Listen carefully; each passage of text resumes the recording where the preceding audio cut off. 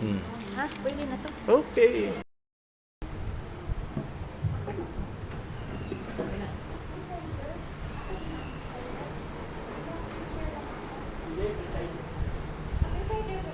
Nasa programa. Ang alam ko ako yung ano. Sige, hayaan mo na. Hindi ko ito. Naka-video ka na. Advance ka. Naka-video na. Basa ka kasi ng programa. Gusto mo tawagin mo na kagad ang aawit? Aawit. Kung gusto mo, tawagin mo na ang aawit. O wala nang prayer. Kung hindi ko marunong mag-pray, huwag na muna. Tawagin mo na lang ang mga worship team.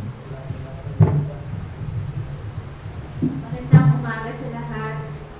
Tayo ay nandito upang purihin natin ang Diyos sa maling at sumbahin sa Espiritu at katotohanan.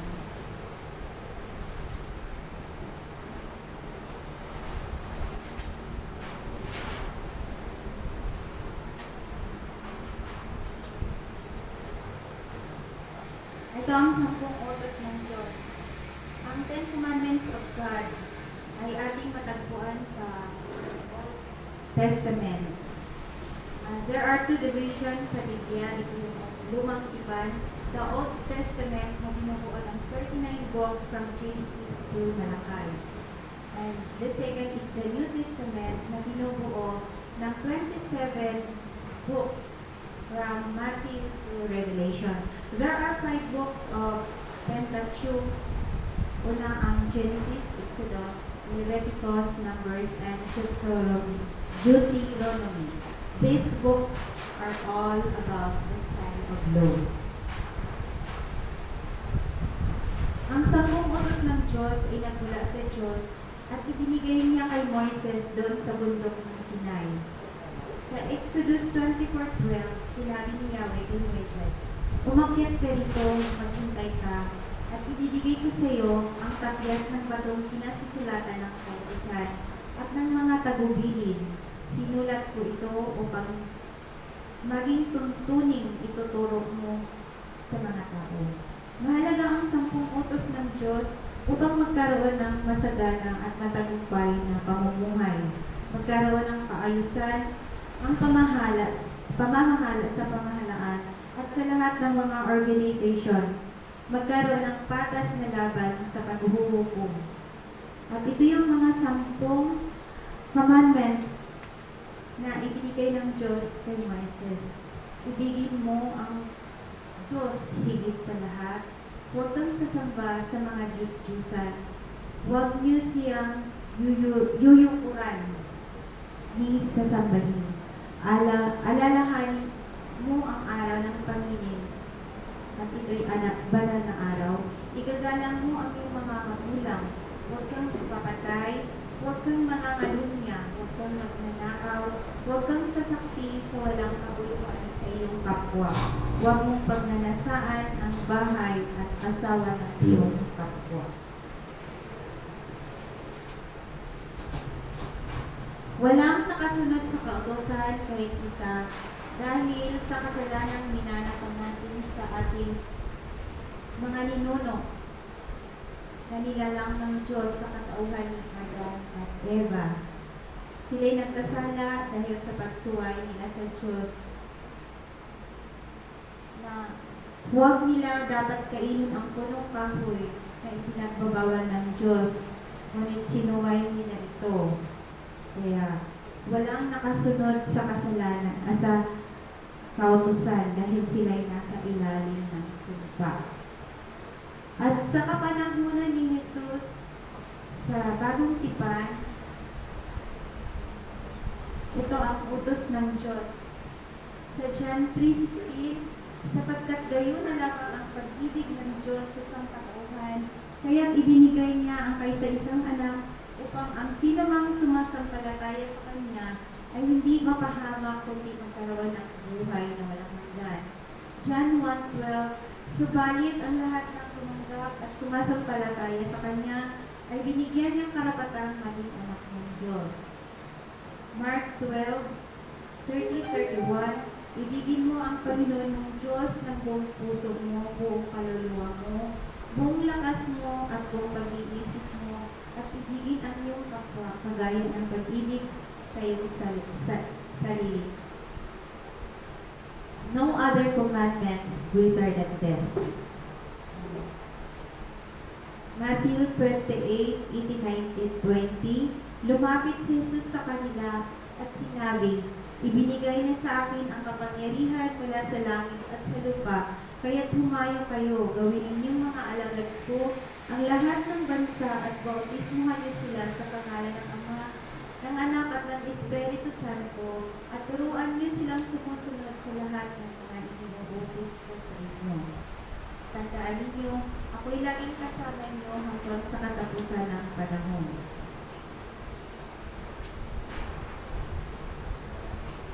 Acts 1:8.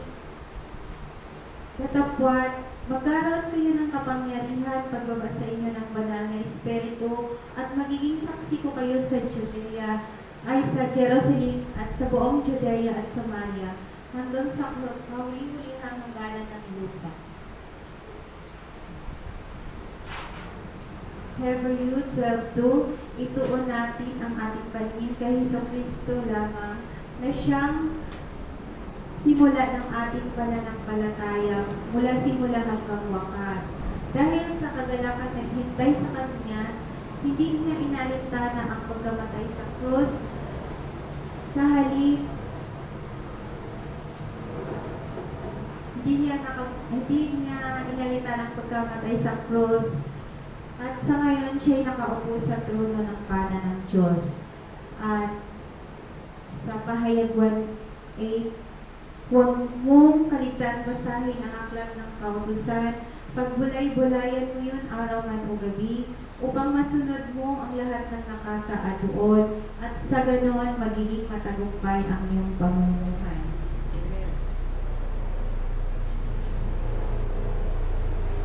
Sa John 3:16, for God so loved the world that He gave His only Son, so that whoever to believe in Him should not perish, but have eternal life. Napakabuti talaga ng Diyos. His love is universal and evidential and eternal. This verse is the heart of the Bible, the message of God, the way of our salvation, and assurance of our salvation. His love is universal, evidential, and eternal, sapagkat inihandog niya ang kanyang buhay upang tubusin ang lahat ng sangkatauhan mula sa pagkakasala. At dahil ang kabayaran ng kasalanan ay kamatayan, ang walang bayad na kaloob ng Diyos ay ang buhay na walang hanggan sa pamamagitan ng Kristo Jesus na ating Panginoon. At hindi lahat ng tumanggap at sumasampalataya sa Kanya ay binigyan niyang karapatang mga anak ng Diyos. All human beings are all created of God, subalit hindi ang lahat ay anak ng Diyos. Sinabi sa John 3:3, you cannot enter the kingdom of heaven without being born again. Hindi ang lahat anak ng Diyos, kundi only Christian believers with the mark of true Christian. Jesus said, if anyone would come after me, must deny himself and take up for his cross daily and follow me. For whoever wants to save his life will lose it, but whoever loses his life for me will save it. At sinabi niya sa Matthew 10:37-38, again, he said, anyone who loves his father and mother more than me is not worthy of me, and anyone who does not take his cross and follow me is not worthy of me. So only the true believers of Christ with the mark of true Christians, joining a church or a religious organization is not one of these marks. Giving to charitable work doesn't make the list either. Instead, this mark deals with your heart, the attitude, These marks are commitment, conversation, confession, and change. Love the Lord with all your heart, with all your soul, with all your strength, and with all your mind. This is the first greatest commandments. And the second is love your neighbor as you love yourself. No other commandment greater than this. Love one another as God loves you. Spread the love of Trinity. Trust Him with all our hearts. Over Him not only physically but spiritually. Love your enemy as you love yourself. Mahirap itong gawin, but kung ang isang tao ay may pag-ibig sa Diyos, ay madali itong gawin. Ang Diyos ay pag-ibig at ang sino mang hindi umiibig ay walang Diyos. Ang sinabi sa Matthew 6:14-15, kung pinapatawad na ninyo ang mga nagkakasala sa inyo, ay patatawarin kayo ng inyong Ama na nasa langit. At kung hindi pa ninyo pinapatawad ang sa inyo'y nagkakasala, ay hindi din kayo patatawarin ng inyong Ama na nasa langit. At true Christian believers ay kayang gawin ang forgiveness. Bakit? In their hearts, puno sila ng bunga ng Espiritu na pag-ibig, kagalakan, pagtsatsaga, kabutihan, kabaitan, kapayapaan, kahinahunan, at pagpipigil sa sarili. If the Spirit of God dwell in our hearts, God is control our life and drive the right path and direction.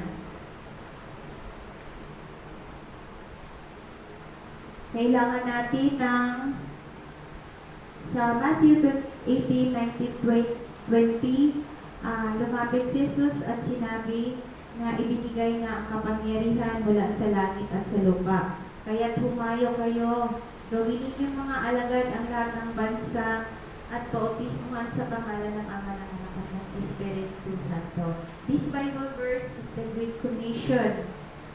Go and spread the gospel of God to everyone, na mayroong Diyos na makapangyarihan sa lahat. This God is the first who created Adam, the same God. And that is Jesus. He is a living fruit who loved and sacrificed for us sinners. Kaya, ang sabi ng Panginoon, humayo, ito ang kaparaanan ng Diyos para maabot ang lahat ng taong makasalanan sa lahat ng bansa.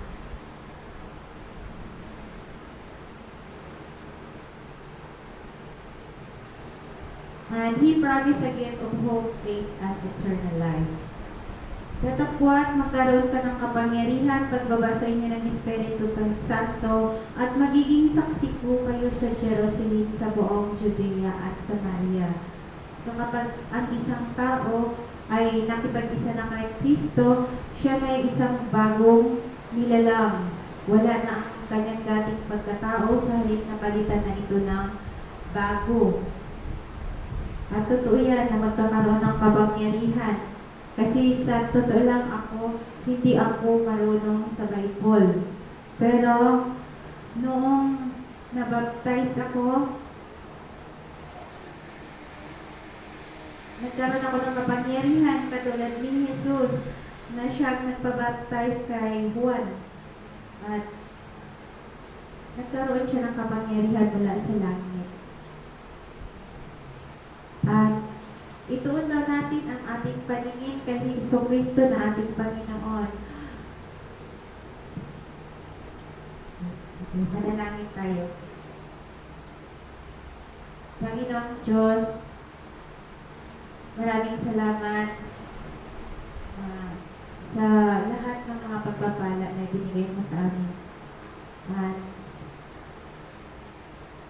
ito ang aking dalangin in Jesus' name we pray. Amen.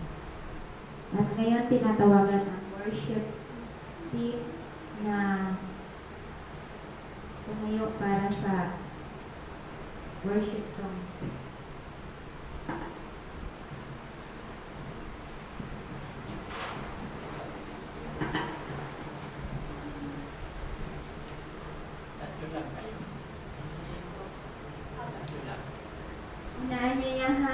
niyo ang lahat para sa ating pagpupul.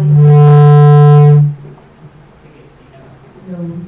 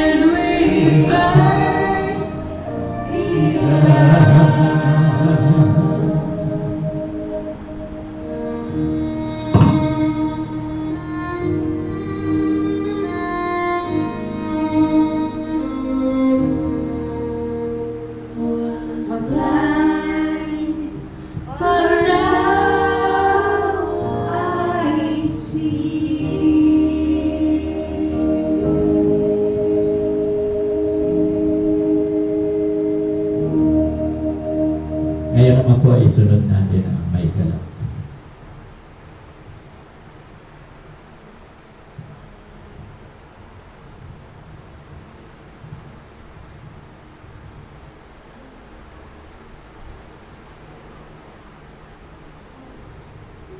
May galap ay saya sa piling ng Diyos.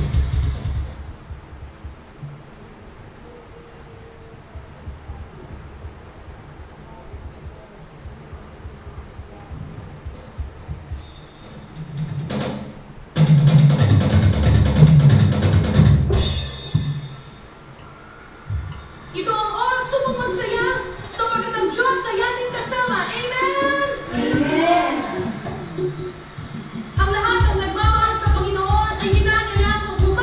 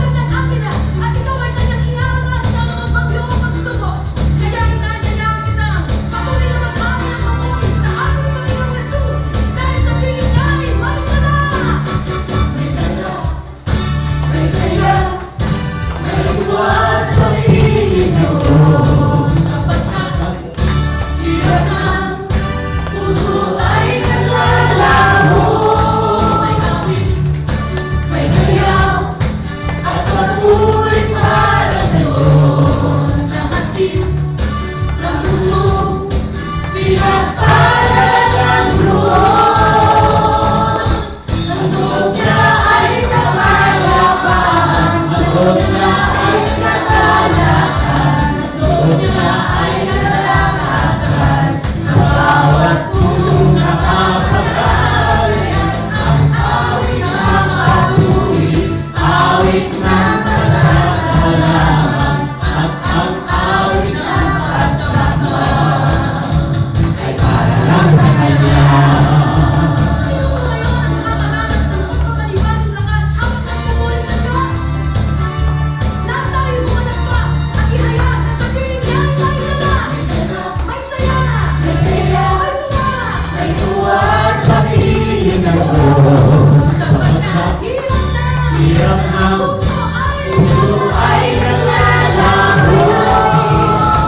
May saya at mabuhay pa sa Diyos. Na hatid ng puso, pinagpala ng Diyos.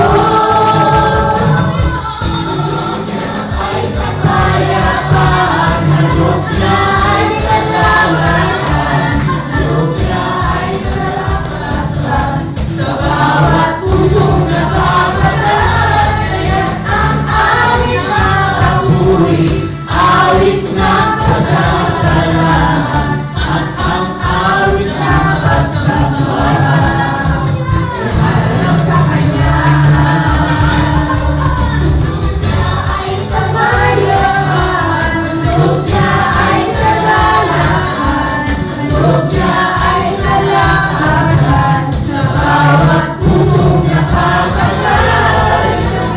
Awit ng papuri, awit ng pasasalamat, at ang awit ng pasasalamat ay para lang sa Kanya.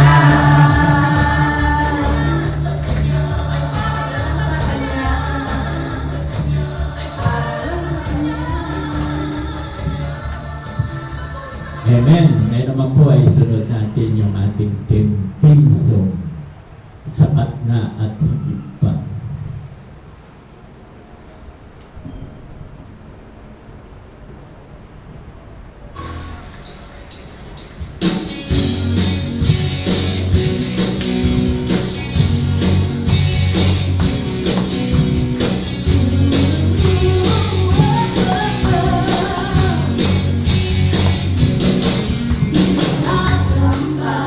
Sa kawalan, pagpapala mo'y ay dahilan, di matatapos sa pangalan. Pagkakanay ang halagi, iniingat ka sa pagsubok, ang pagsama mo'y tiyak at lubos, di mapipigil sa palawi. Pagkat ikaw ay mabuti, pagkat ikaw ay mabuti, ikaw ang aking pasto, hindi mapupulang sa Kanya. At higit pa, biyaya mo sa dala at umaagaw sa Kanya. At higit pa, sa lahat kong pangangailangan, higit pa sa lahat kong inaasahan, wala na nang mahigit pa, pagkat ika'y sapat na, ika'y sapat na, at higit pa.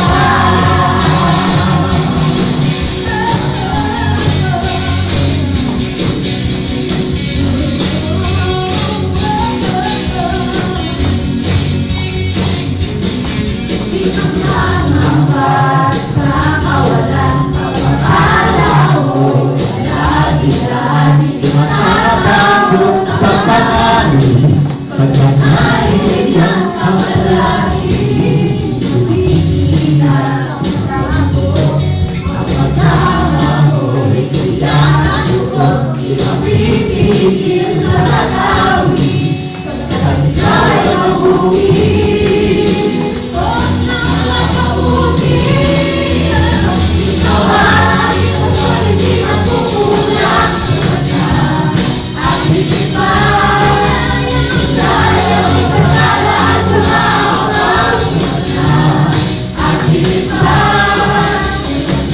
sa lahat kong pangangailangan,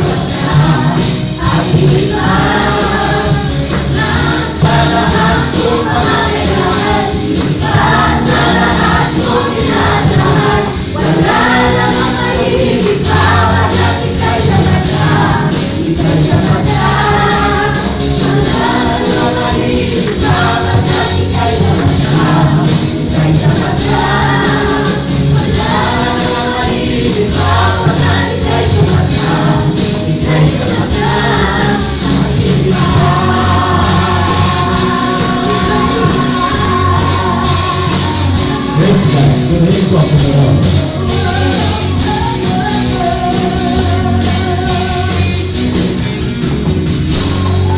Amen. Maaari lang makaupo ang lahat at ngayon tinatawagan si Pastor Edgar San Miguel para sa mensahe ng Panginoon.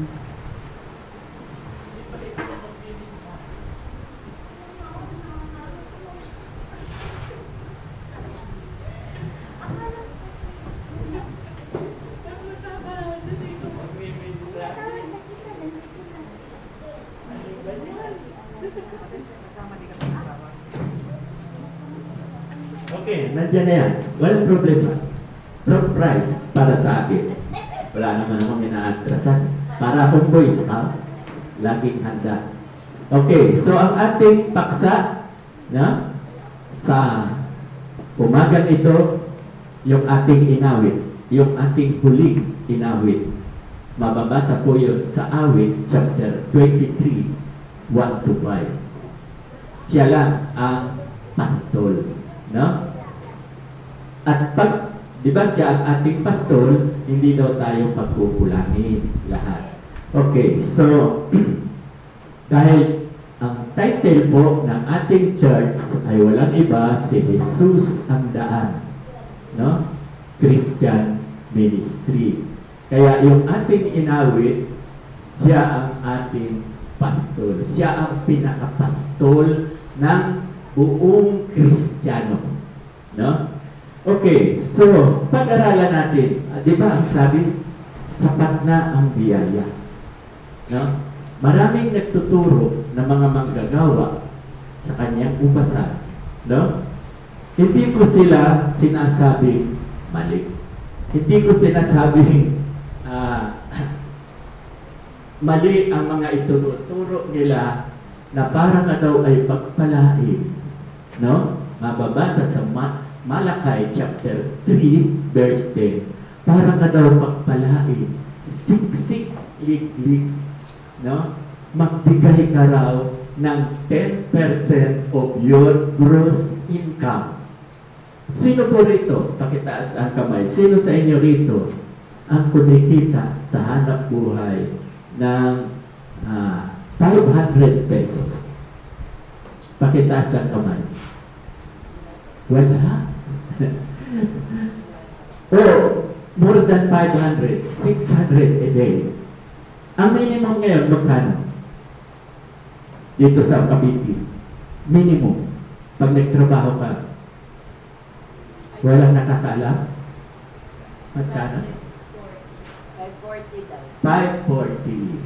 Okay. Walang empleyado. Sa madaling salita, walang empleyado dito. No? O sa business, sa negosyo. Asan si Ate Lisa? Sa negosyo mo, Ate Lisa, magkano ang kinikita mo sa isang araw? Tapat ka lang. Maging tapat tayo. Mga magkano? Minimum. Minimum daily. Average. Wow. 1,000. Wow. Sa totoo lang, malaki na yan. 1,000. 30,000 yan month.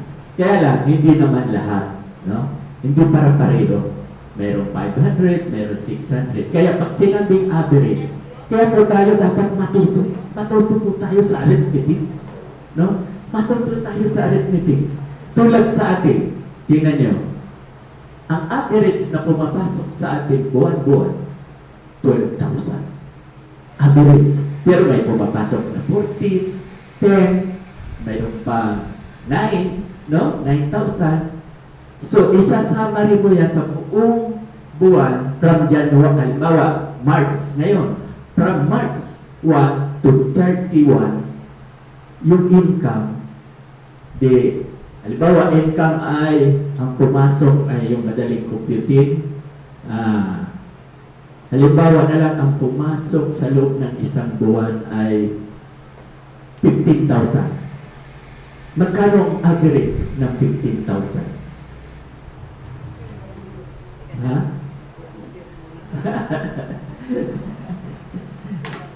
Ang average niyan nasa depende sa income. Kasi mayroong income na 12, mayroong income na 15, kaya tayo nag-a-average tayo sa 12,000. No, sa loob ng isang buwan. 3,000. 3,000, 15,000. 3,000. Apat na linggo. Okay. Okay, so, ang turo po ng iba, hindi ko sinasabing mali. Ang 10% daw ng income mo ay ibibigay yung ikapo. Na ako, dahil sa experience, di ba, inuulit ko lang, through my experience, halos lahat ng simbahan, o dito na lang, ulitin ko dito, sino sa inyo ang nakakapagtapat sa ikapo? Pakitaas ang kamay. Baka naman over ka. Ang over ikapo, hindi yan ikapo. Ang alam ko, over ka. Hindi ka nagtatapat sa ikapo. Over. Ang tanong ko, sino ang nakapagtatapat sa ikapo?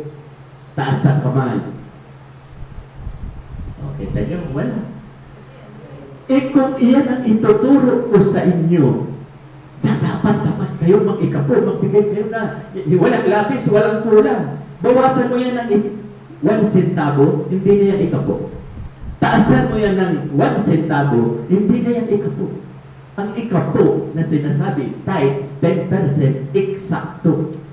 So, wala po, dahil sa tagal ko na, 29 years na ako, pastor, pag tinataas ko, walang nagtataas. Walang nagtataas. Kaya dito, pag itinuro ko sa inyo ang tekno, pag tinuruan ko kayo na mag-ikapok kayo, parang inuutusan ko kayong lahat na magkasala kayo. Nakuha niyo ba ang point? Ang ibig ko sabihin, kasi inuutusan ko kayo, alam niyo ba? Sabi sa Malakay 3:8, 3:10, ang sabi doon, ninanakawan niyo ang Diyos pag hindi kayo nagtapat sa ikapo. Dapat eksaktong 10%. O, kung hindi mo yan nagagawa, para ko kayong tinuruan na magkasala. Nakuha niyo ba ang ibig kong sabihin? Kasi, sige, lahat kayo mag-ikapo. Sasagot naman kayo, opo. Kasi, ang pangako, ganito kasi ang pangako eh. Siksik, liglig, ibabalik. Iyan ang mga tinuturo ng iba kong kamanggagawa sa ubasan. Kasi, nasa Malakay 3:10 na, ano ang sabi? Magbigay kayo ng ikapo. Pag hindi ko binuksan ang durungawan ng langit at ibigay sa inyo ang higit pang pagpapala. So, pag ganyan ang itinuturo ng inyong manggagawa, mabuti na lang hindi ko tinuturo sa inyo. Pag ganyan ang tinuturo ang kayong magkasala kasi wala namang nakapagtatapat sa ikapo. Wala. Kaya, ano ang turo ko rito? Saka yung motibo. Diba, lagi ko sa inyong sinasabi, ang motibo, pag nagbigay ka, yung nakalagay kasi doon, ibabalik, siksik, liklik. Ang motibo, magbibigay ng 1,000, ibabalik daw 10,000. Kaya, maraming magbibigay. Maraming magbibigay. Kasi, di ba lagi ko na sinasabi sa inyo, pati dito sa loob ng church, ininegosyo nyo pa rin. Di ba may negosyo na kayo sa labas? O, kung ikaw ay magbibigay, may motibo ka na, Lord, babalik mo to, 10,000. Siksik, klik. Hindi po yan mangyayari. Kasi di ba lagi ko sinasabi sa inyo, yan ay masamang motibo. Yung magbibigay ka at ibabalik, siksik, klik. Kaya sabi nga ni Lord sa akin, ano ba yan sila? Hindi ka tanggap sa akin yan eh. Yung nagbigay ng 1,000, umaasa siya, alam ng Diyos yan eh. Alam ng Diyos yan. May maililihim pa tayo sa Diyos. Wala. O kita mo, halimbawa, 10 na lang, so si Ate Ray, no? Nagbigay siya, umaasa siya na, nagbigay siya 1,000 na, ibabalik mo 10,000. Sasabihin, ano ba naman? Example lang to. Pati ba naman dito, magninegosyo ka ba sa loob ng church? Diba? Ano ang sinasabi ko sa inyo? Anong itinuturo ko sa inyo? Ikapo ba? Hindi po. Ano ang itinuturo ko sa inyo? Labit. Bukal sa ating puso. Ito na. Dalawang klase po ang Kristiyano. Maliwanag, yung una, totoo Kristiyano. Yung pangalawa, Kristiyan. Nakuha niyo ba? Kristiyan. Magsisimba po ako linggo-linggo at magbibigay ako para managana ako. Diba? Oo nga naman, yung inawit natin, sapat na at higit pa, ibibigay. Pero, kung may motibo, ito po ang iwasan natin, yung motibo. Alam niyo po ba, ano ang tinitingnan ng Diyos sa atin? Ang tinitingnan ng Diyos sa atin, yung pera ba natin? Ano ang tinitingnan sa atin? Cross-examine. Amen! Jackpot! Pag nagmamahal ka kay Lord, alam niya, hindi yan maikakaila. Alam niya na ang hangad mo lang dito, kaya ka pumasok sa church na to, ay para magkapera ka. Hindi yan mangyayari. Ang gusto ni Lord, ang puso po natin. Kaya nga dito, sabi ko sa inyo, kahit piso lang ihulog nyo, walang problema. Kasi yun ay bukal sa iyong kalooban. Hindi ka napipilitan at wala kang motibo. Galit ang Diyos sa motibo. Alisin po natin yan. Kaya tingnan po ninyo, pag puso ang tinignan, bigyan ko kaya ng example. Si Abraham, bakit napili?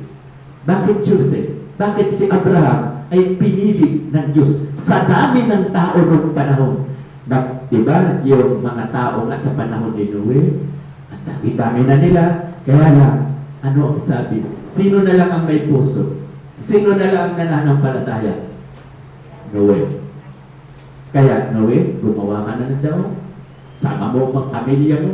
Magdala ka ng mga hayop, pair by pair, dahil gugunawin ko na. Dahil makasalanan na. Wala nang naniniwala sa kanya. Wala nang nawanampalataya. Wala nang nagmamahal, kundi sinuwi na lang. Okay, so, nilipot. So, ang dami ng tao. Bakit hindi napili ng Diyos si Noe? Samantalang righteous din si Noe. Meron pa, si Enoch, ikapitong henerasyon. Bakit hindi pinili si Noe? Diba? From Adam to Abraham. Kitira mo na yung tatay. 3 lamang po ang righteous. Inuulit ko lang ha. Sino ba yung una? Una, si Enoch sa from Adam to Noe. Si Enoch ang una. Pero may nauna kay Enoch. Hindi. Si Adam ay iba na. Nang nilalang, nang ginawa, nilalang sila ayon sa wangis ng Diyos. Banal na talaga. Sino? Ala, nagbabible study ako sa inyo lagi. Si Abel, nakalimutan. Si Abel ang unang-unang naging righteous through faith to God. Sama. Siya ay nananampalataya. Bakit nakita ng Diyos sa kanya na nananampalataya siya? Anong ginawa ni Abel? Babalik tayo sa grade 1. Sino? Hindi ka kasali? Asawa ko hindi kasali. Dahil hindi na to grade 1. Oh. Ano ang nagustuhan? Bakit naniwala ang Diyos kay Abel? Wala talaga. Kaya, patawad ha. Uulit-ulitin kong ituro sa inyo to dahil napakahalaga. Ganito, naghandog si Abel ng karapat-dapat at nakita ng Diyos na si Abel ay nagmamahal sa Diyos. Bakit? Unang-una, ang pinili niya, ang gusto ng Diyos may dugo. At ang inihandog doon sa may dugo ay yung mabuting parte ng katawan. Halimbawa sa baka, ano ang magandang parte sa baka ng laman? Kala ko pati yan, hindi niyo malalaman. Ang baka po, tenderloin, ang napakaganda. Yun ang hinando ni Abel sa Diyos. So, una-una, firstborn, yung baka. Si Kristo, di ba? Nag-ihandog niya ang sarili niya, firstborn, siya rin. Ang bugtong na anak ng Diyos Ama. Di ba? Siya ay bugtong. Kaya nakita ng Diyos Ama kay Abel, yung hinandog niya ay pinili niya. Hindi yung basta magbigay ka na lang. O, si Cain, bakit hindi tinanggap ang kanyang handog?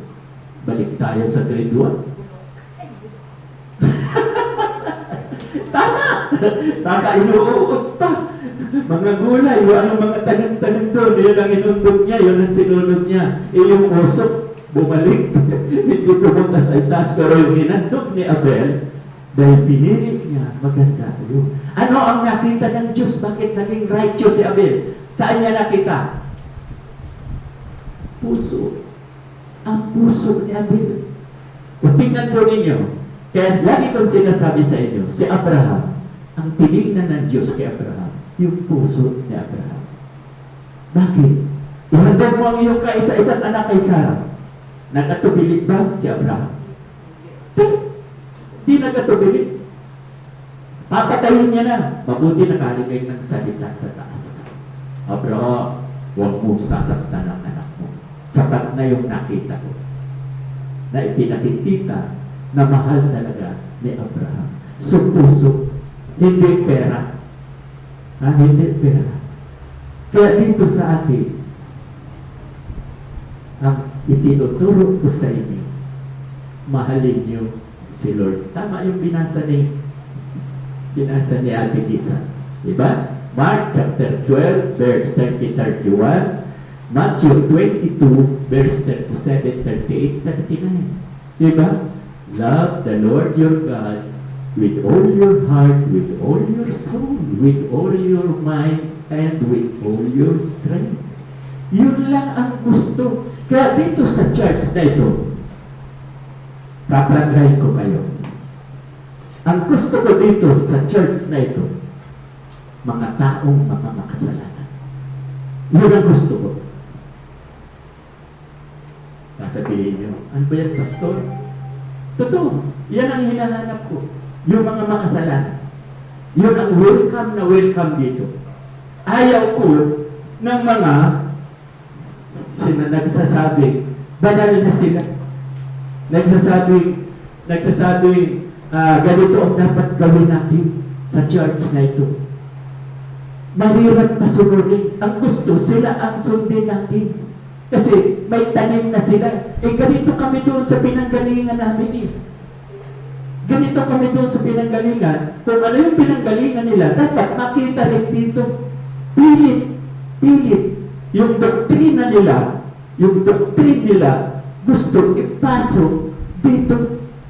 Dahil sila daw ay hindi makasalanan. At huwag kang magpapatayo dito, Pastor San Miguel, ng makasalanan. Sila lang ang pwedeng tumayo na hindi makasalanan. Ayaw ko po. Mas gusto ko ang mga makasalanan. Alam niyo kung bakit? Yan po ang misyon ni Jesus. Yan ang kaya, di ba? Pansinin niyo. Kaya nagkatawang tao, si Jesus, ang Ama, at ang Anak ay iisa. Nagkatawang tao. Siya ay Diyos na nagkatawang tao para mamatay. Kasi ito, paulit-ulit ko itong sinasabi sa inyo eh. Kasi pag hindi namatay si Kristo, hindi tayo kasali sa salvation. Hindi tayo. Sino lang ang ligtas? Pakitaas sa kamay kung nakikinig kayo ng Bible study. Sino lang ang ligtas kung walang Kristo? Sino lang? Aba, naku naman. 2 taon na mahigit. Magtatatlong taon na ako sa Mayo. 3 taon na ako nagpa-Bible study sa inyo. Nag-start kami kay Ate Lenny. May 4. Eh ano na ngayon? Malapit na rin ang eleksyon. Ano na ngayon? Sa linggo, April na. May. So, 3 taon ko na ngayon bina-Bible study na ituro ko na yan sa inyo. Dapat, lahat ng itinuturo ko sa inyo, pagpasok sa tainga ninyo, sa kanan, ibaba sa puso. Kasi pag ang salita ng Diyos ay nasa puso, may trabaho naman ang Diyos. Ito ang magpapatubo at magpapalago. Okay. So, ano ang tanong ko? Kung wala si Kristo, sino lang ang ligtas? Israelites. Amen! Kahit inandyan ako niyan, okay lang. Kasi ang usapan namin talaga, siya magmimensahe rito. Siya na ang presider. Siya na ang, mabuti nga, hindi siya kinuha akong singer eh. Kasi siya, mahilig siya, ang presider, siya ang kakanta. O, 3 na sana. No, kaya lang, inilagay ko si Ate Beth, di ba? Kasi gusto niya pakyaw. At may usapan pa kami niyan.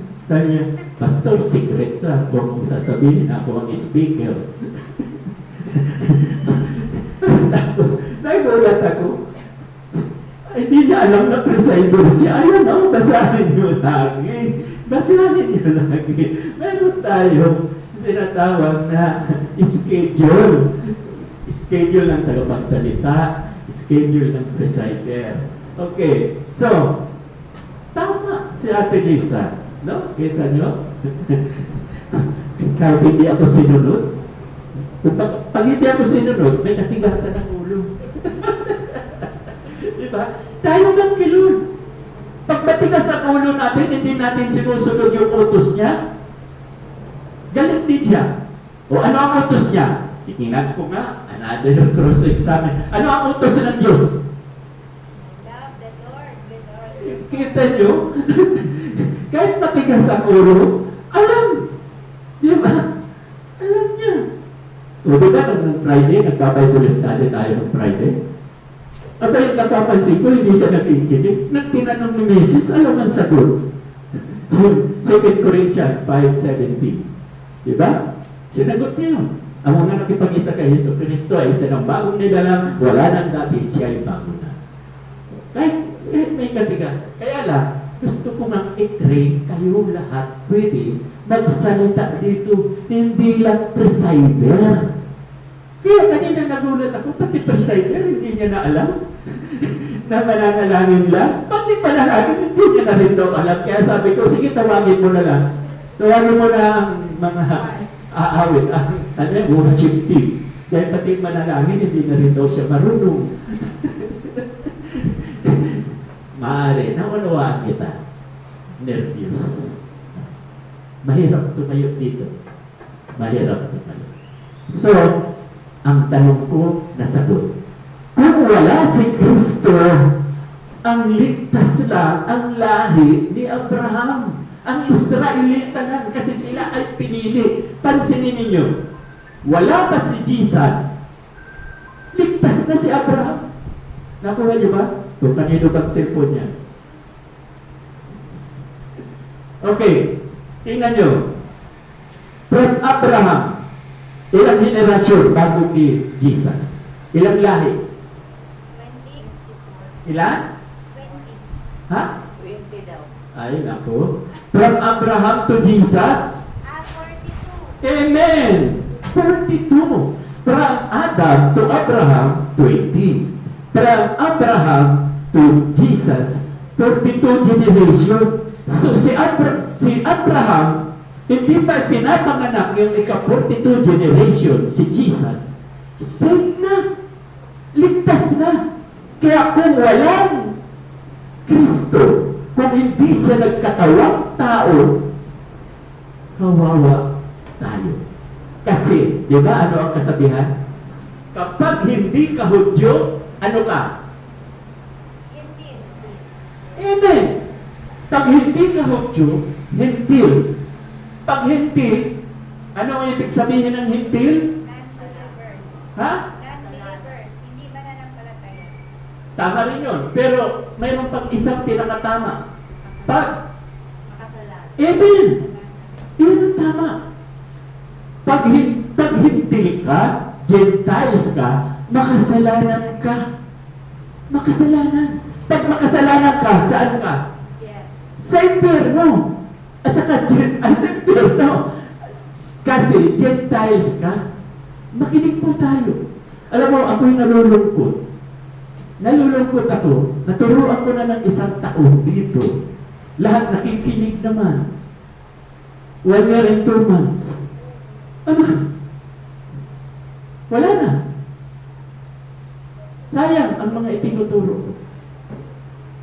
Ano pa? Ito pa, napakahalaga. Alam niyo, ito ang katotohanan. The truth will set you free. Kaya simula ngayon, sasabihin ko sa inyo ang katotohanan, hindi na ako magtatalaga ng opisyalis. Kasi lahat ng itinalaga ko rito, umalis, isa na lang ang natira. Alam nyo ba, nang italaga kayo, sumumpa ba kayo? Hindi. Sumumpa. Kanino kayo sumumpa? Kay Pastor San Miguel? Hindi. Sa Diyos. Pag tayo po ay sumumpa sa Diyos, na gagawin natin ang ating katungkulan dito sa Church ni Jesus Christ, hindi ka sumunod. Galit na galit ang Diyos. Basahin po ninyo sa Ecclesiastes o mga ngaral, chapter 5, verse 5. Ang sabi ng Diyos, kung kayo ay mga ngako, tuparin ninyo ito. Dahil dyan ako galit na galit, nangangako kayo, natutulong kayo sa iglesia ko. Hindi ko to iglesia. Hindi ito iglesia ni San Miguel. Ako ay kinuha niya para pamahalaan kayo rito. So, nasaan yung mga sumumpa? Ang dami na. Nasa 40 na ang sumumpa dito. Nasaan lahat? Pag inalis sa katungkulan, ayaw nang bumalik. Ang gusto nila, laging may katungkulan, kahit walang ginagawa. Hindi ko naman sila alisin kung may ginagawa. At kung ang ginagawa nila ay para sirain tayo, para wasakin tayo, ititiwalag ko muna siya. Kasi hindi ko hayaan mawasak ito. Ito, kakaunti lang tayo. Walang problema sa akin. Hindi ako nalulungkot. Bakit? Hindi ko trabaho ang palaguin kayo. Kaninong trabaho? Para tayo dumami. Sa Diyos. Siya lang. Ang Diyos lang ang magpapalago dito.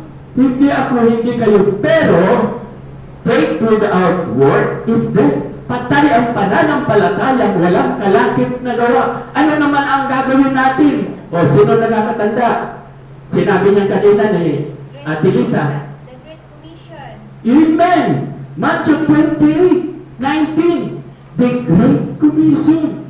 Yun ang gagawin natin. Di ba lagi kong sinasabi sa inyo, marami kayong kaibigan dyan, marami kayong kamag-anak dyan, may mga kapatid kayo dyan, may magulang kayo dyan, may lolo at lola kayo dyan, dahil hindi ito. Ngayon, sasabihin ninyo, oo, totoo. Wala eh. Lalapit pa lang ako, ayaw na eh. Lalapit pa lang ako, ayaw na. Huwag ganun. Pag nilapitan nyo talaga, lalayuan kayo niyan. Prayer is power. Diba? Ang panalangin ay makapangyarihan. Sa Diyos kayo magsumbong. Lahat ng mahal nyo sa buhay na inaaway pa kayo, huwag kayong maghiganti. Sa Diyos tayo magsumbong. Siya ang kikilos. Napatunayan na po yan. Maraming saradong Katoliko. Marami nang nagpatutuo na naging Christian. Sabi niya, kami po noon sarado talaga ang aming puso. May kandado pa at yung susi ng kandado tinapon pa sa dagat. Hindi na talaga mabubuksan. Pero nabuksan. Bakit? Sa Diyos, walang imposible. Ako na lang, tingnan nyo. Diba? Babaero, lasinggero, butangero, basanguliro, palautangero, diba? Hindi ba tayo nagtataka? Kung gugustuhin ko, magpasarap na lang sa buhay, yan lang, hindi ko titigilan. Kaya lang, kung hindi ko titigilan, matagal akong patay. Kasi siga na ako sa amin. Wala akong kinatatakutan. Nasabi ko na, nasaksak ako.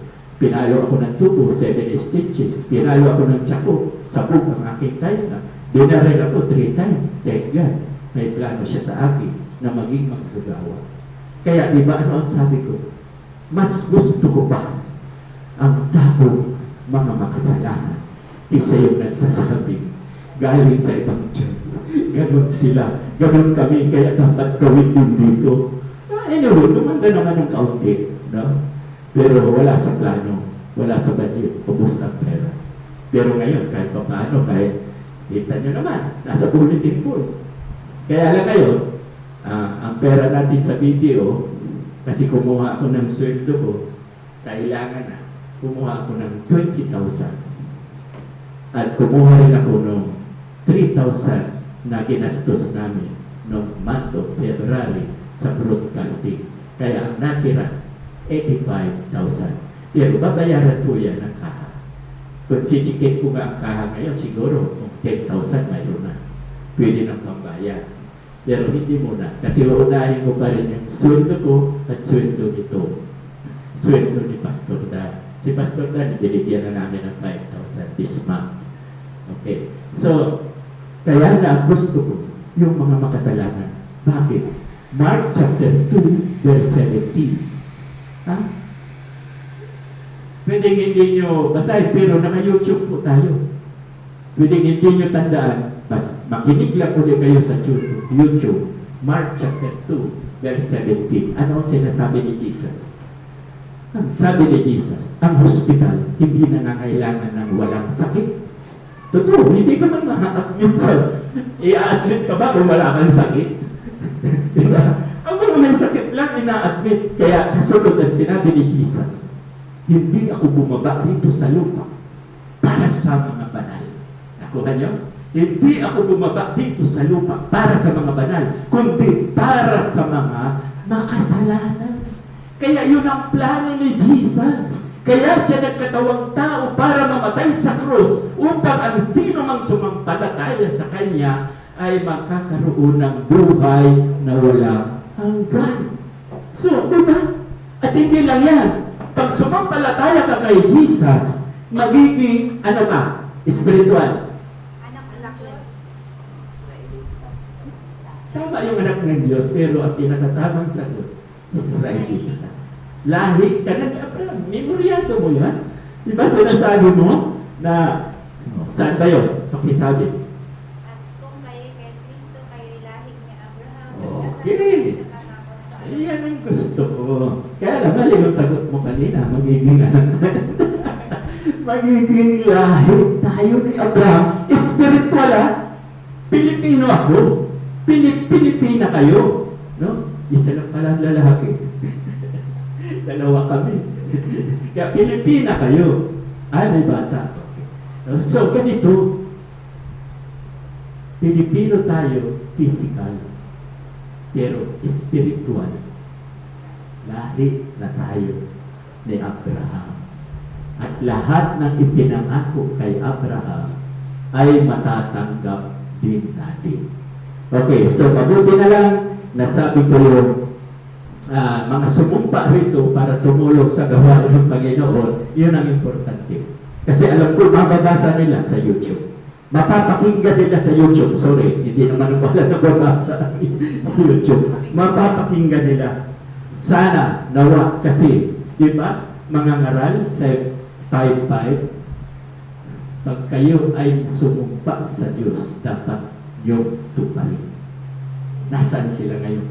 Hindi nila pwedeng sabihin tutupad doon sila sa iba. Ay pagpasok nila sa iba, yung katungkulan na ito, kala nila ibibigay sa kanila, ay ang lalaki na ng church na yan.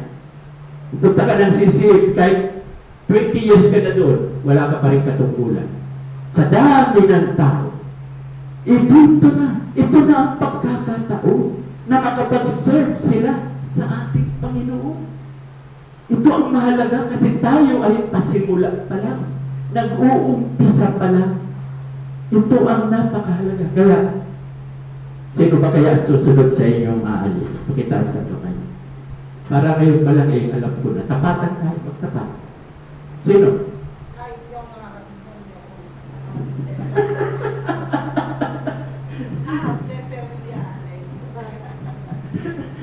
Babasahin ko na naman yung 1 John 2:19. Ang sabi sa 1 John 2:19, yung mga umalis na yan, hayaan nyo yan. Kasi kung sila talaga ay atin, hindi tayo iiwan niya. Kaya, hayaan natin. Kaya, di ba, nagtatanong ako sa inyo ngayon, o sino ba sa inyong mga susunod? At tandaan nyo, si Jesus ang magpapalago ito, hindi ako. Si Jesus. I believe in God. Yan lang aking pinapanood. Kaya ako kita nyo, relax. Kaya kita nyo, wako pa rin. Di ba? Di ba? Kasi kung ako, problematic, 73 na ako lalo. Ano ba isisiruman ko dito? Di ba? Kaya, hindi ko pa rin ang problema yan. Ang problema, ang may problema yan, si Jesus. Hindi ako nagkukulang. Imagine, Mayo, 2 buwan na lang, 3 years na ako nagpa-Bible study sa inyo. Saan kayo makakita ng ganyan? Hindi ako nahihiya, hindi ako napapagod. Ako yung tuwang-tuwa. Lalo na dinagdagan pa ako ng broadcasting. Hindi kayo nagugulang. Ako pipitsoging pastor lang. Ang sabi nga nila, yung mga nagsialis, bubong pastor daw ako. Sinabi yun. Kaya huwag daw makinig sa akin. Bumubulong-bulong pa rito habang nagsasalita ako. Parang bubuyo. Mali yan. Mga tinuturo ni Pastor San Miguel, mali yan. Yung sinasabi kapag nanampalataya ang ako, ang asawa ko hindi. At ang sabi ni Pablo, hindi ako may turo. Ang sabi ni Pablo sa 1 Corinthians chapter 7 verse 13-14, kung ako ay mananampalataya at ang asawa ko ay hindi mananampalataya, kung hindi niya ako gustong iwan, huwag ko daw hiwalayan. Bakit? Dahil itong asawa ko, banal na rin dahil sa akin. Ginawang banal. Dahil kung hindi gagawing banal ang aking may bahay, pati mga anak namin ay marumi. Kaya gagawing banal siya. Sabi ni Pablo, matagal ng turo yan.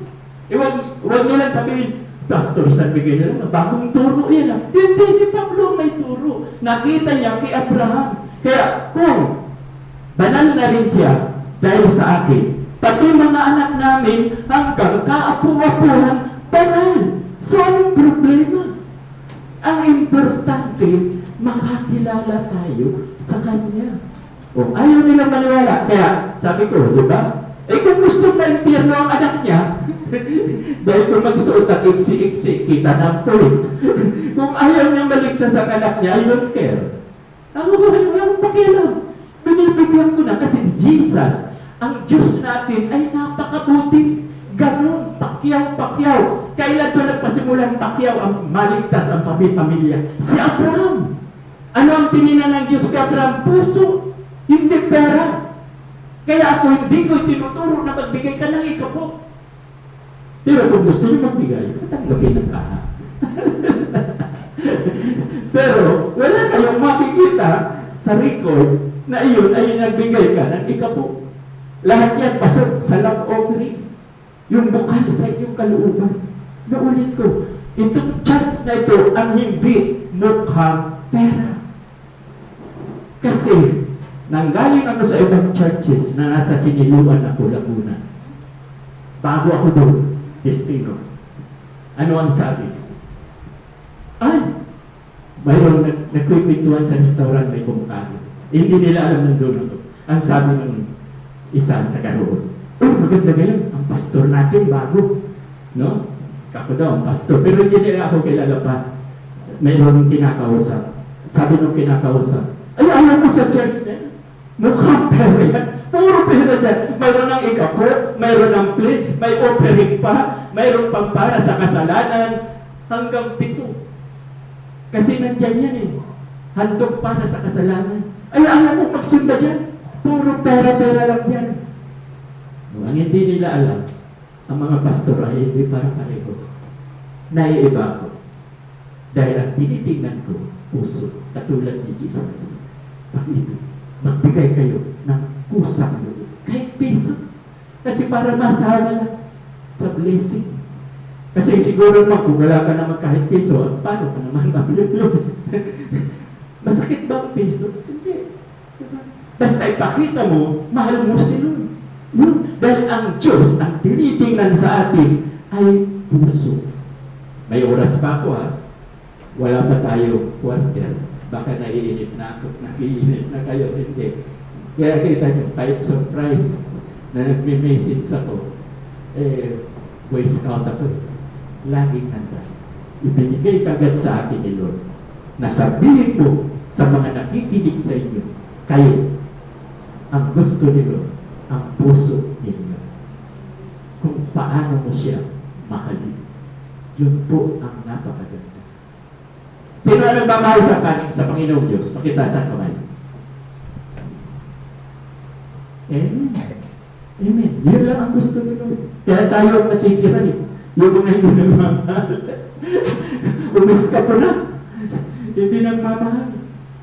Mahal natin sila. So tayo po ay manalangin.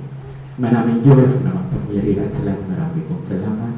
Muli ay ginamit mo ako upang ako po ang makapaghatid ng mensahe na napakahalaga po. Ang dapat lamang po namin gagawin ay ibigin ka po namin ang buong puso, buong kaluluwa, buong pag-iisip, at buong lakas. Dahil yun lang po ang napakahalaga. Hindi po kami negosyante rito na magbibigay kami ng 1,000, ibabalik mo ng 10,000. Sabi mo nga sa akin, nakakahiya ang mga tao nagbibigay na mayroong motibo. Pero kung nagbibigay sila dahil mahal ka doon, yun ang katanggap-tanggap. Dahil no amount, hindi niya kailangan.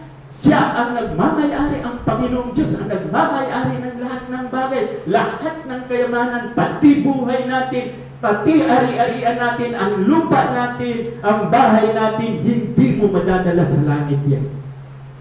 Sabi nga ni Job, hubad ako dumating sa lupang ito. Sabi niya, Lord, hubad din ako babalik sa iyo. Kaya Lord, nawa sa mga natitira sa ngayon, nawa Lord, ito na po yung mga totoo nagmamahal sa iyo. Ito po ang dalangin na binibigay ko po ang kapurihan sa pangalan ni Jesus na aming tagapagligtas. Amen. Amen.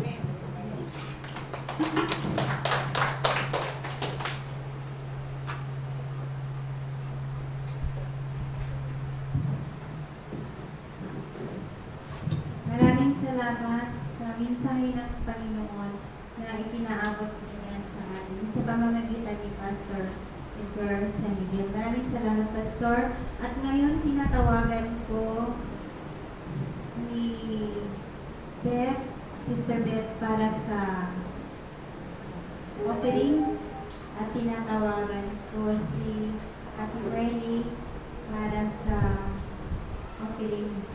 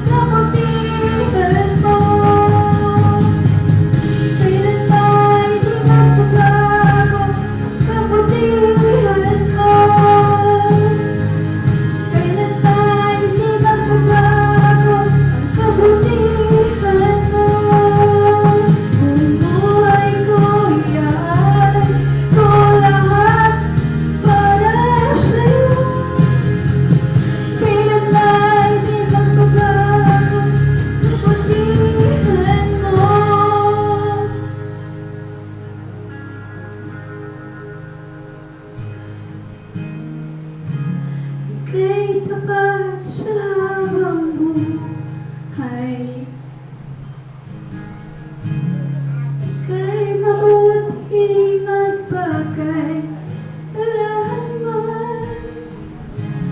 Hanggat ako'y nabubuhay, awitin ko ang kabutihan ng Diyos.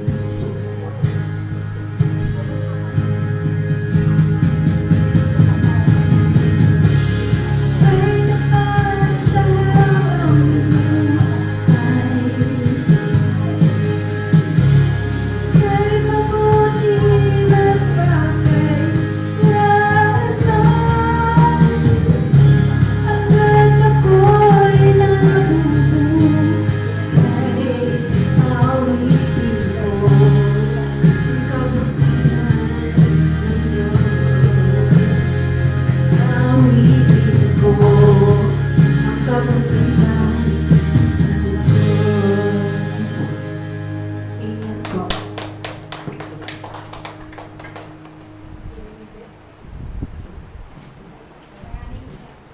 Maraming salamat, Beth, sa yung napakagandang awitin. At ngayon tinatawagan ko si Sister Ana para sa ating offering prayer to be followed by Pastora Nick para sa ating mga announcement. Sunod na. Panalangin po natin ang ating hanggang sa Panginoon. Panginoon, maraming salamat po sa lahat ng biyayang ipinagkakaloob mo po sa amin sa araw-araw. At sa aming buhay na pinapagalo mo po sa amin sa araw-araw, Panginoon. Pinapanalangin ko po ang aming mga handog na ito po ay nagbigay sa amin ng Panginoon, bigyan mo po kami ng pagpapala at ibalik mo po sa amin, ibalik mo po sa mga kamay na naghandog sa iyo, bagamat sa iyo rin po galing ang mga biyayang ito, Panginoon. Ito po ang aking dalangin sa tanging pangalan ni Jesus. Amen.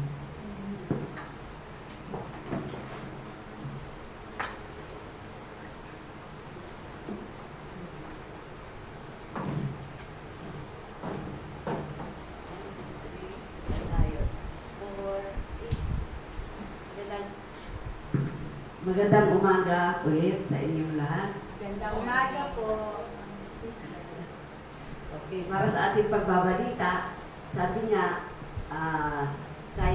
sidestepping lang to sa nangyari kagabi daw sa Cebu City. Na?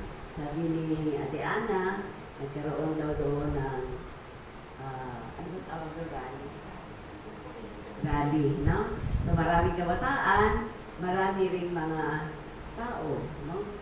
Walang masama doon. Ang masama, kung ang ating puso, doon natin inilagak yung mga taong nandoon. Na? Ang ating pag-asa, ilagak natin sa Panginoon, hindi sa tao. Dahil ang tao, nagsa-sidestepping din yan. Kahit na anong buti ang ipakita nila ngayon, later on, pag nakakuha na yan ng posisyon, nakakuha na ng salapi, ang salapi, nagkikinang sa mata ng tao. So dapat ang ating pag-asa, patuloy nating ilagak sa kanino? Sa Panginoon, sapagkat siya ang makapangyarihan. Sa Kanya lang mag-transform anumang bagay na dapat na mag-transform sa atin. Hindi ang tao ang magbabago sa atin.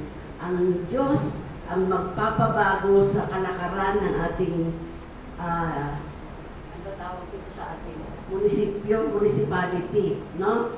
So tandaan natin mga kapatid, huwag natin ilaga. Tamang merong manunungkulan. Dahil sabi nga, ang batas ay para saan? Kaayusan dito sa atin. At patuloy natin ipanalangin na yung itatalaga ay totoong gagamitin ng Diyos para sa ikabubuti natin. Kaya nga lang, patuloy kong inuulit sa inyo, huwag niyong ilagat ang inyong faith, ang inyong hope sa tao. Dahil ang tao, lumilingwak din ang utak niyan. Sabi ko nga, kahit na kumitid siya, kumikitid pa rin ang utak niyan. Tandaan niyo ba, mga kapatid? Kaya ang hope, ang pag-asa natin, ilagak natin sa Panginoon. Ha? So, ngayong umaga, patuloy ko rin inaanyayahan ang lahat ng mga katabilang ni Ate Lenny na umattend ng Bible study. Na?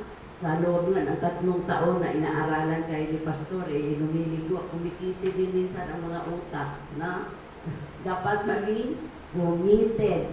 Bakit mahina sa panalangin? Hindi nananalangin, hindi nagpa-practice. Akala nyo hindi ko kayo pinagmamasdan na mahina kayo sa panalangin. Hindi kayo nagbabasa ng Bible. Sino dito ang laging nagbabasa ng Bible? Hindi kayo nagdadala ng Bible. Sino nagdadala ng Bible? Buti pa cellphone no? Laging dala. Kahit sa CR, dala cellphone. So, dala tayo set ng Bible dito. Huwag natin ikahiya. Yung naman mga cellphone ninyo ay may apps, Bible apps, pwede naman, no?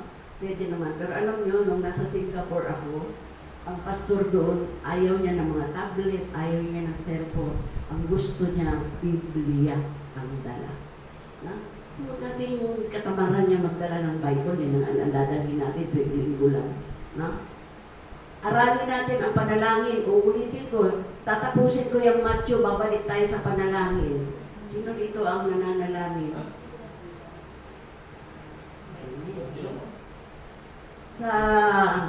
Sa darating na Biyernes, isa-isa ko kayong i-request na manalangin. Isa-isa sa inyo. Para makita ko kung sino na yung marunong at sino pa yung tuturuan. Dahil ayaw namin na sa aming pag-alis, wala kayong alam. Bye-bye. Bye na sa inyo. No? So, lugi kayo. Kami, marunong na kami. Kaya nga lahat ng itinuturo ni Pastor, i-jot down ninyo. Kami noon, nung tinuturuan kami, meron kami notebook talaga. Halimbawa, si Jonah. Sino ba yun si Jonah? Kasi ilalagay nyo ng Jonah. Sino yun si Jonah? Dapat lagyan ninyo, malaki yung isda. No? Si Isaac, anak ni Noah. O yan. Ha? Anak ng tatay niya si Abraham. Ganyan. No? Kasi kung isulat nyo lang, Isaac, David, sino itong mga tao ito hindi pa nga kayo lagi-lagi nagbabasa ng Bible. No? So, nating katamaran mga kapatid. Hayag na ang malapit ng pagbabalik ng Panginoon. Paano na pag sinabi, Ana, ilang memory verse ang alam mo? Dad, nagpasa ka ba ng Mateo, buong chapter ng Mateo? Ilang chapters ang Mateo? Hindi rin alam. Nalungkot ako bigla. Kaya pag alis namin, ako yung sasabihin na wala kayo tinuruan namin kayo sa ganang makakaya namin na i-share sa inyo. No? So, nakakalungkot lang pag ganyan, na parang hindi kayo masyado, hindi ba kayo interested? O interesado kayo? Na? Interested. Kaya kami nagsusumikap din, kaya patatanda na kami kahit mainit ang panahon, turuan kayo, sharean kayo, dahil mahalaga kayo sa amin. No? Mahal namin kayo. Kung hindi namin kayo mahal, bahala na kasi ang buhay ninyo. Kaya nga, itinuturo ni Pastor yung mga mga lahi-lahi. Dahil para alam ninyo kung saan nagmula si Jesus. Pag-aralan natin, pagsumikapan natin, kung naglalaan kayo ng 2 oras sa cellphone at sa mga chismis, sa reels, at saka kung ano-ano pa, maglaanan nyo ng 5 oras ang Bible. No? Huwag kayong marahuyo dyan sa cellphone dahil wala kayong matututunan. Puro lang kapulastugan yan. May natutunan ba kayo sa cellphone? Wala naman No? Mai-stress lang kayo. Pero pag tayo ay nagbabasa ng Bible, anong gagawin ng Diyos sa atin? Pahingahin tayo sa lahat ng problema. Tulad nung mensahe ni Pastor, sabi, sapat na at higit pa. Kaya namnamin natin yan, sapat na at higit pa ang kayang gawin ng Diyos sa atin. No? Huwag tayong umasa sa mga kandidato na yan. Ngayon lang yan sila magaling. Pero sa Diyos, forever. No? Dahil tayo ay mga anak ng Diyos, lagi tayo susuplayan ng lahat ng ating pangangailangan. Ang mga mambabatas na yan, magaling lang yan sa umpisa. Mangako. Pero kalimitan, napapako. Pero ang sabi ng Diyos, I will never leave you. I will never,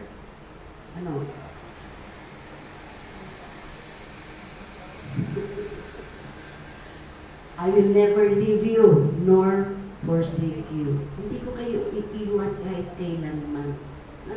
So, yan ang ating pagbabalita. Nais ko lang kasi i-share yan sa inyo dahil baka mamaya ang inyong puso, ang inyong pag-iisip ay nakapokus na doon sa aginaldo versus abaya. No? Huwag natin ituon ang ating pag-iisip doon. Ituon natin, saan daw natin ituon ang ating puso? Sa ating Panginoon lang. Sapagkat ang lahat ng bagay ay mangyayari kung tayo ay nagtitiwala sa Diyos. Huwag nating ilagak ang ating tiwala, ang ating pag-asa sa tao. Bigwak yun. Na? So tayo manalangin sa mga dapat natin ipanalangin.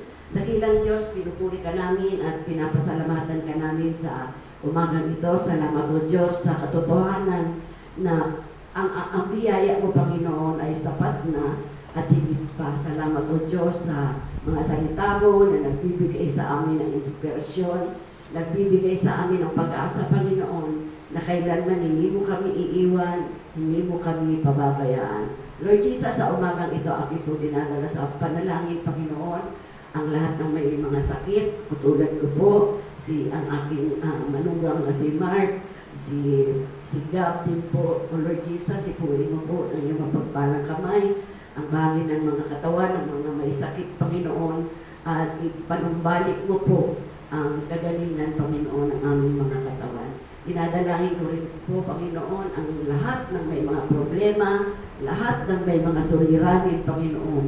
Buksan mo po ang kanilang isipan, ang kanilang puso, na ikaw lamang, O Diyos, ang siyang makaka-absorb ng lahat ng mga ito, Panginoon. Kung kami ay magtitiwala ng lubusan sa iyo, sapagkat sa iyo, Panginoon, ay walang imposible. Malibang wala ka sa aming buhay. Kami ay daranas, Panginoon, ng katakot-takot na hirap, katakot-takot na bighati. Salamat ka lamang, O Panginoon, dahil ikaw ang Diyos na aming pinaglagakan ng aming tiwala, ng aming pag-asa. Sa iyo, Panginoon, ay walang imposible. Dinadalangin din namin ang anak ni Ate Lenny na pupunta sa Europa. O Diyos, awakan mo po ang kanyang buhay, ang eroplano na kanyang sasakyan, at ihatid mo po siyang payapa, Panginoon, at ligtas sa lugar na kanyang pupuntahan. Dinadalangin ko rin, O Diyos, ang mga anak mo na nandito ngayon. Pagpalain mo po ang mga ito, Panginoon, at buksan mo po ang kanilang mga puso, Panginoon, na ilaan ang oras, Panginoon, ng pagbabasa ng Biblia, mag-aral manalangin, makipag-share, Panginoon, ng kanilang experiences, at tulungan mo po sila, Panginoon, na lumago sa pagkakilala sa iyo. Dahil malapit ka na pong dumating, O Diyos. At ang nais namin bilang mga sharer, Panginoon, ay lubusan nilang ilagak ang kanilang puso, ang kanilang buhay, Panginoon, sa iyo. Alam ko, O Diyos, na ikaw ay nakatingin sa puso namin, Panginoon, at hindi sa aming panlabas na anyo. Ang lahat ng ito, Panginoon, alam ko na sa iyo nagmumula, Panginoon, maging ang aming pananampalataya. Loobin mo, O Diyos, na ibalik mo po ang mga kapatid namin na wala ngayon, na may mga sakit, na may mga karamdaman, at muli ay makasama namin sila sa ganitong mga gawain. At ang lahat ng ito, Panginoon, ay binabalik namin ang aming mataos na pagpupuri, pasasalamat sa iyo sa tanging pangalan ni Kristo Jesus. Amen. Tinatawagan ko po si Pastor para sa basbas.